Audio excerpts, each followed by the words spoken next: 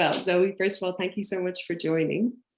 And maybe just to start us off, what I'd love to hear from you is, when did you decide as a team we're going to go for a circular business model and we're going to step into the switching gear project? What was the impetus that made that decision? Well, it was something on our wish list for a long time. We've already done some in the past, and also quite recently when we stepped in, of collecting like on a single event, so like in a single store, and put it into recycling. And we wanted to check out more the resale part of circular business models as well. And yeah, I think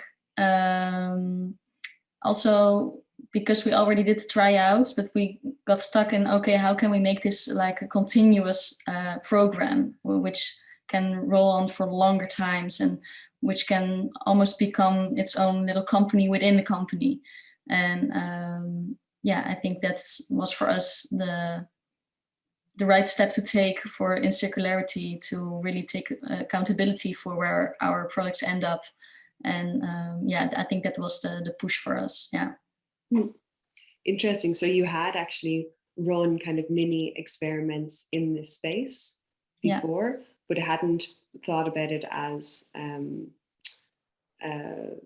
maybe a full offering, or designed it in any kind of great detail, or with the long term, I suppose, in mind, right? More with a short term perspective.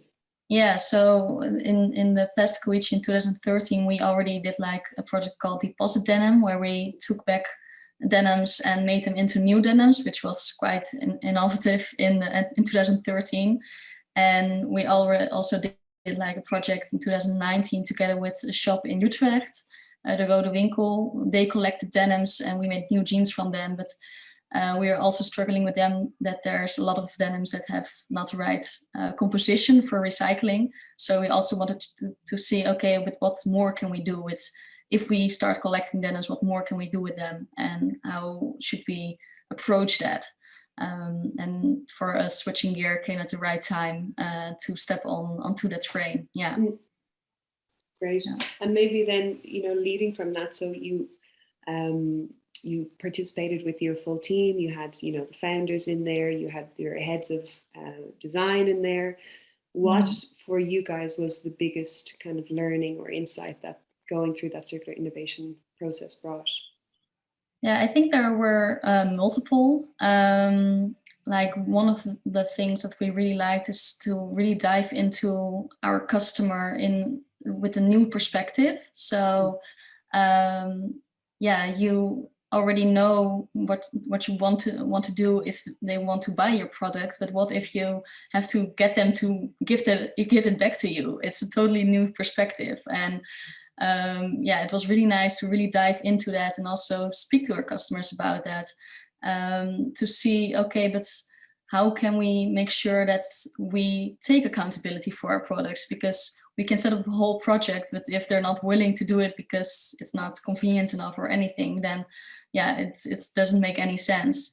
And yeah, I think that for us was really an insight, but also what I really liked is that if you dive into this circular like business model project, then it will show you that circularity has to be embedded in the full company as well.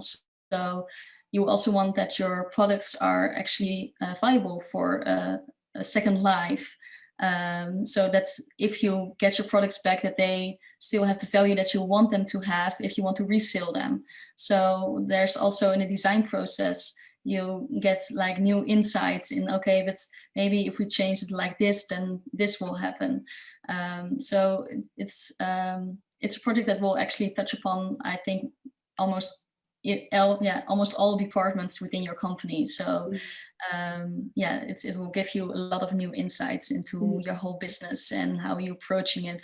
Even as a sustainable business already, it gave us new insights in, okay, but here we're making like a thinking error on durability, for instance. Yeah. Yeah, I like what you say, because I do feel like for many of the brands that used the toolbox so far, and you guys are guinea pigs for the Switching Gear project. Many come in, I see, with a kind of idea that you can kind of copy and paste maybe from the examples that we already have in the industry. So of course, there's front runners who already have these resale business models or rental business models out there. Let's see what they do, who they're working with, and try and do the same ourselves.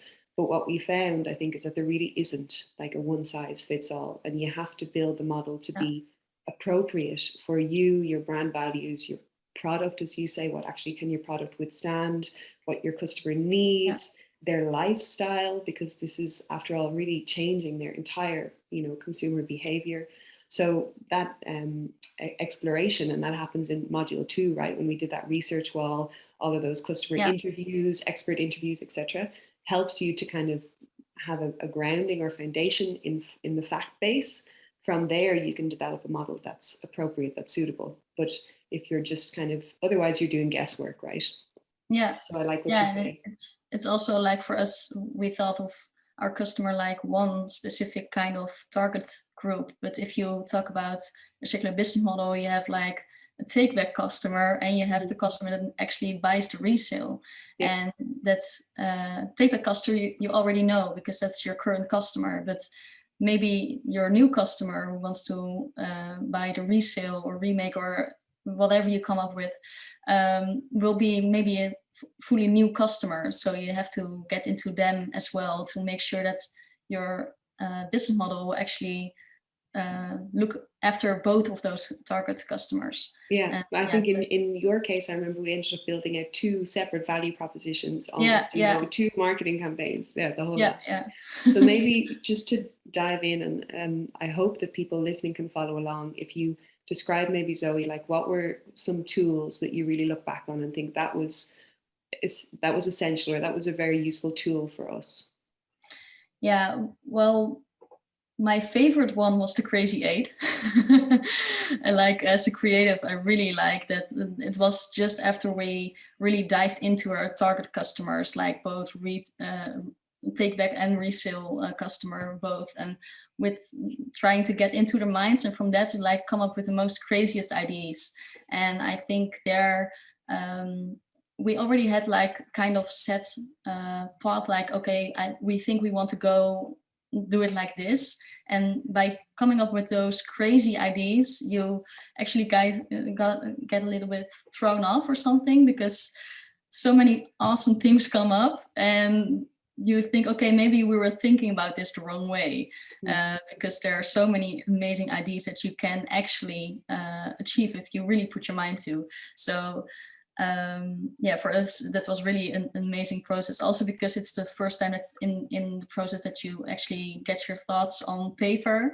So you can also see that you're thinking about it in that way, but your colleague maybe has a totally different view on the same topic while you're doing the same project.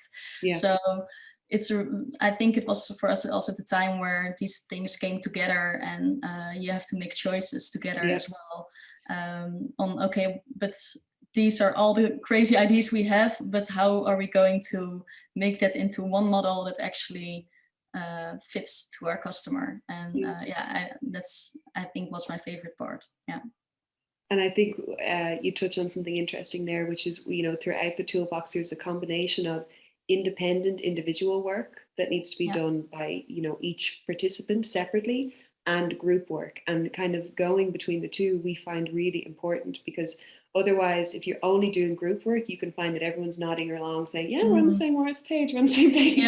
And then actually when you get to do independent work, exactly to your point, you look to the left and you see that, your finance manager or your product developer has a totally different set of priorities or idea of what should it be. And then you bring all those separate ideas together, prioritize, discuss, and then really refine into one final thing that everyone feels ownership over as well, which I think is really important. Yeah, that's really important. If you want to make it a success, and it has to be shared by the whole group, I think. It was really also a fun part, because you could go like, oh, you had no restrictions. So like, if you want to fly into space, go ahead. Like, but this is, we say that these are new business models, but I think as humans, we tend to want to latch on to something that feels secure and safe and the same. Whereas actually the opportunity here is to do something different, right? We're trying to reinvent the industry, the system. So we don't have to sit within kind of these, so quickly we already see kind of archetypes emerging, but we don't have to work within those archetypes. So maybe just two last questions I have for you. One is, tell us what the update is. So we got to the point, the last time we spoke was when you had your full pilot plan, you were getting ready for launch. Where is it now? Yeah, well, we're still working on it, but a part is already implemented. So we now have like, I would say 2 different collaborations running. One is with a shop here in the Netherlands, in Utrecht. It's called Green Up. It's a new green warehouse with all sustainable items and clothing and everything. And we have there a part of the green of the warehouse is from Kuyichi, and a designer there actually makes and also sells remade and repaired items. So we already have collected some in the shop there as well, also in one other shop that we already did that in, and that was a starting point for her to actually remake new items. And the fun part is that we have like a part that is repaired, which is below our price points, and we have like a remade part, which is higher than our normal price point. Those are the unique items. So we actually serve different customers there as well. And we really liked it. We can now also offer our jeans for like people who find 100 euros too much for jeans. So that's something we really love. And besides that, what we're also still trying out is where we have another collaboration with a designer called Rebel. And she's making like really unique custom pieces in low quantities that we will actually sell online to also give it more body, to actually show what can be done with your old garments. So those are 2 routes we're taking, and we're now developing the visuals for the campaign to actually launch. So the shoots and the illustrations with it and all that, those kind of things. So that is where we are right now. Yeah. Great. Wow. So exciting. We'll keep our eyes peeled. And maybe just one last question then, Zoe, for the people listening and the people who will watch this recording back, brands specifically, if you had one piece of advice to offer them based on your experience now as, let's say, a front runner in this space. I would say really find people within your company that really believe in this. So who feel from within that this is necessary and that wants to push together with you. It's something that has to be shared by the whole company. So you have to really find those people in the different departments, because you need the different departments that want to go on that journey with you. I think that's the most important.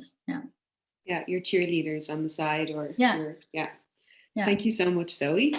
I wish you best of luck with it, and we will all follow along.